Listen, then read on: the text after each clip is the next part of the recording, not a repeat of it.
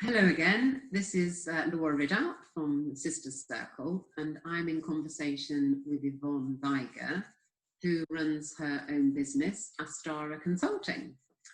And today we're going to be talking about vision and values and the importance of those two things.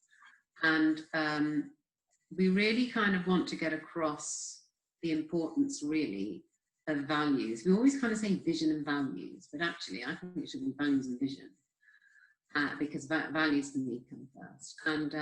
And also we're going to talk about how we kind of use those in our own areas of work. So I'm going to start first of all with Sisters Circle. And so Sisters Circle is what I run, and it's a coaching group really for women who want to change direction in their work life. So they might be wanting to start a business, or they might be wanting to change their career, or they might be wanting to move up in the organisation that they're in, or they could be having a business that they kind of want to refresh. So it's all those kind of things, those places where we reach a crossroads in life. And actually it can be quite a difficult place. And so the idea of Sister Circle is that I bring women together and I help them work through those and come up with something refreshed. And we also cover a whole lot of the sort of challenges that women face generally. One of the sessions that we've done is focused on values and what are values? And I think sometimes people, I've run sessions, and I expect you have as well, Yvonne, with people, and they come up with all sorts of strange things, and you go, no, that's not a value. A value isn't I love books. It's like I like learning new things. So learning is a value. There's lots of sort of, it's around a sort of emotion, and it's about how you feel and what's important to you. I imagine, Laura, actually lots of people are coming to you because they've lost connection with those values. Because as you say, that's what happens, isn't it? When we reach a crossroad or point in our life, usually that's driven by the fact that we're no longer satisfied that we're achieving those values, or maybe we've lost sight of what they are. And actually, Yvonne, you put in a really, really important point there, because I think as we go through life, our values change. If you've kind of spent any time in your life looking at your values or thinking about your values, so it might be things like love, it might be health, it might be fulfillment or authenticity. It could be all of those things. But actually, when we go through life, we have to look and think and look at our values again and say, is my life still reflecting these values, or actually are they not? Because if they're not, because ultimately, what values are the things that are important to us? So we're only motivated by things that are important to us, aren't we? Let's face it. I mean, we're not going to be bothered to do anything if we don't see any value in it, or it's not important. So if you see your values as something that's your main driver, your focus, your motivation, so when you are feeling that you're drifting off in the wrong direction, you think, whoa, hang on a minute. Do I know what my values are?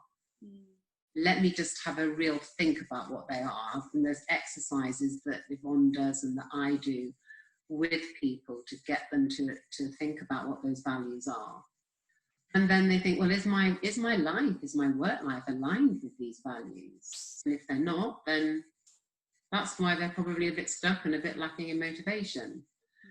So that's kind of why I do it with Sisters Circle, because I think they will have reached a crossroads and they do need to look at their values again. And then they need to make sure as we go forward that they are living and fulfilling those values. So Yvonne, can you tell us a little bit about how you do this kind of work with a sort of bigger organisation? Yeah, so I think, again, I get people approach me because of that lack of connection with values as well. And I think sometimes it's an individual in an organisation. It could be somebody who has maybe when they joined the organisation, they really felt a big connection between what they feel and what the organisation delivers. And over time, either their values have changed or the organisation values have changed, and they've lost that. So sometimes, you know, it might manifest itself into poor performance or lack of motivation, anything like that, or just feeling a bit lost. So I sometimes help them rediscover, you know, the purpose and link them back into the organisation. But often, I suppose when I'm doing bigger organisation stuff, it does go hand in hand with that values and vision, because that's really what they're there for. So so I think for them it's about, you know, how do they convey their values to the rest of the team and to, you know, externally as well in terms of what they do. So we probably spend a lot of time talking about what they do well, what does good look like, what does it feel like, what does it convey, you know, how do they get that across, and I think that becomes agreement of, you know, amongst the team in terms of how that should be. So that becomes quite important, because hopefully in an ideal world, you know, in the workplace, what we want to be doing is recruiting, or we need people working for that organisation who have similar values to the organisation, because that's going to make things much more successful, much better. So if everybody understands what the vision and values are, then they can become much more connected to that, and that's going to help deliver everything else, because, you know, there's a whole load of other things that go with that in terms of beliefs and behaviours and all of the other things that go with that to make it actually happen. I suppose the other group of people that I sometimes get are people who, again, are a little bit lost. They're probably a stage ahead of where you get them, Laura. So I might get the ones who have felt frustrated and maybe want to take forward a new business idea. So they might have an idea of what they want to do, but they just need some clarification in terms of what that means and how it, again, links with their values. So I think with you, they do a lot of self-analysis work, don't they, in terms of understanding themselves first, and from there they might get an idea of, yes, I want to set up my own business. So I might pick up then that later stage of, okay, so what does that look like? What does that feel like? How does that deliver you with those values that you've identified? I mean, it's interesting what you say, just sort of going back to an organisation, because in some ways, if you're running your own business, it's quite straightforward, isn't it? Because if your values align with what you want to do, then you're kind of motivated, and that's reasonably straightforward, as long as you're in touch with that and you keep, you know, making sure that you are aligned to them. An organisation, a big, I don't know, a sort of large number of employees, if some of their employees don't kind of align with the values of that organisation, then there's going to be a little bit of kind of, you know, they won't be giving so much, they won't feel so committed to the job, and they won't be such, you know, so reliable potentially, or productive. Absolutely. Again, it's kind of, how do you get that going right through as a thread through the business, isn't it? And it can result in people feeling quite disillusioned with the organisation. So on a one-to-one level, I'd work with the staff to really get them to understand their values and whether that's something that they can move forward on, because actually sometimes they might have an overriding value or belief that's more important, such as looking after my family or something, and therefore whilst they might be a little bit annoyed about, you know, where they're working and all those other things, actually they can kind of put that aside to some extent, but they will never be quite as motivated. Or sometimes people say, actually this is far too important, and eventually, you know, they might leave and I might support them on that journey, but actually that might not be a bad thing for them or the organisation, because actually, as I said, in an ideal world, we want the people within the organisation to connect with it and feel empowered and motivated to act, and because that's how they'll be much more successful. So that's where it is so important that organisations do convey to their staff those values. And sometimes they forget, they just talk about it, maybe they do an exercise, a one-off senior leadership team exercise. Oh, let's just scribble down our vision and values and mission statement, all of those. No connection. I know. And actually, they don't describe what that means any further to staff. And again, that can also create a bit of a barrier. Whereas actually, if everybody understands what that means in terms of how they're contributing, what they should be feeling about that, they're going to be more motivated. They're going to understand what behaviours are acceptable for that organisation, what skills are needed to deliver.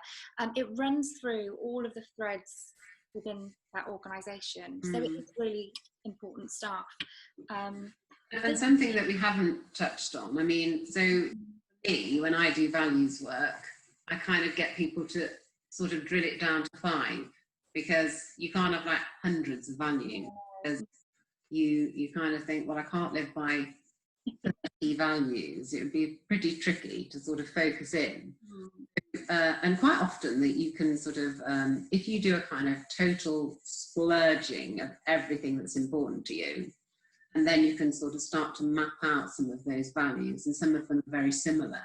And then so you really start to really think about them, and you start to drill it down, and you just have 5. Sometimes even 3, Absolutely. But I would say 5 is a maximum. I don't know how you do that. I agree, because actually I think, if, as you say, the more you have, the harder it is for people to, I suppose, connect with so many. I think as you're describing those values, you'll start to see those common themes, as you said. So the words might be slightly different but mean the same thing. So then you develop that common understanding of what's actually meant. And the more specific you can be, the better. Or that, it could be just repeating words that have been used, but you'll just start to notice common themes about what's important to people, and that then will drive that emotional side, because actually the values are emotive. So you can then describe that, if the team are involved in that and feel signed up to that process of drilling down to those final 3, they are going to be much more willing to take that forward and be involved in and invested in the business, really. Yeah. And then finally, the vision emerges. So, the vision is basically something right in the future. It's your aspiration, isn't it? It's your dream.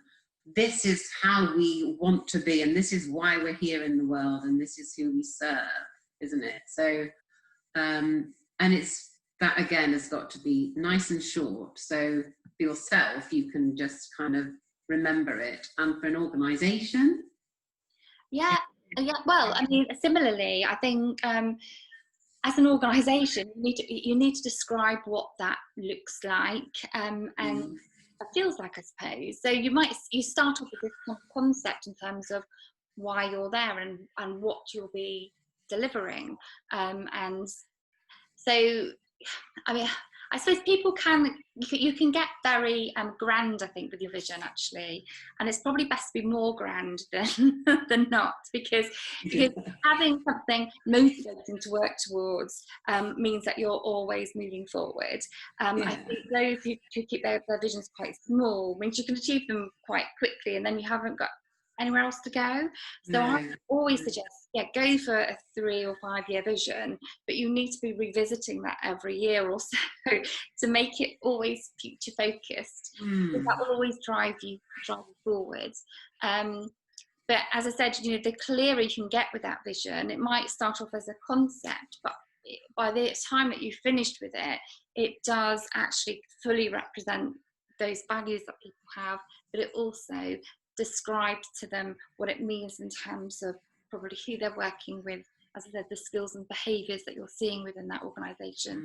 There are certain models that I would use with both organisations and individuals, actually, in terms of looking at that, because it is the same process, but delivered in a slightly way if I'm working with a small business, actually. So I'll still make sure that they cover all of those things, because it's important. I think actually for small businesses, it's kind of more important in a way, because well, not more important, but I think what I'm often seeing with small businesses is that they think they don't need that vision. And they wing it a little bit, and I sort of say to them, no, actually it's just as important that you have that vision as a bigger organization, because you still need that motivation to know where you're going each day. You need to know whether you're on track or not, because most businesses do fail in the first year. So by having that vision, you're going to have much greater clarity in terms of where to go. So that's why I champion the small business side of things, them equally having that vision as well as those bigger organisations. Absolutely. And I think, so if you're a small business out there, or you're a large organisation, I think if you're not clear on what your values are, you haven't got a vision, then you're kind of, like, I think you talked about this before, you're kind of like a rudderless ship, really, with no real kind of, you're just sort of floating around with no real kind of destination or plan or where you're going. So yeah, it's really important. And to just finish, so Yvonne does run business strategy masterclasses, and they cover all that off, don't you, Yvonne? We do. And you've got one coming up on the 7th of January. Yes, well, that's available on Eventbrite. So, and that is at the moment in person in Langport, and we do a vision board to go with that, because I think sometimes that's quite a You've gone quiet. Oh, that's quite a nice thing to do, a vision board. And we also do a vision board on the course, so that you go away really, really super clear visually, as well as having the plan in terms of how to deliver that. So we do cover a lot. It's a pretty full on day, but people usually go away very motivated and a bit more excited for the future, so which is what we want them to do. And will you be sort of talking about that a bit on LinkedIn and various social media? And then the Sister Circle, this one has just gone, so we've got another one starting on the 4th of December. So if you're interested, please give me a call or email me on info@lauraridout.co.uk, and let's have a chat about it. And I do offer one free place on each Sister Circle. So if you would like to see if you're eligible for that, then I would love to have a chat with you. So thank you for listening to Yvonne and I, and I think we'll be having a chat about a few other very important things, won't we, again soon? We will. All right, thanks for listening. Thank you.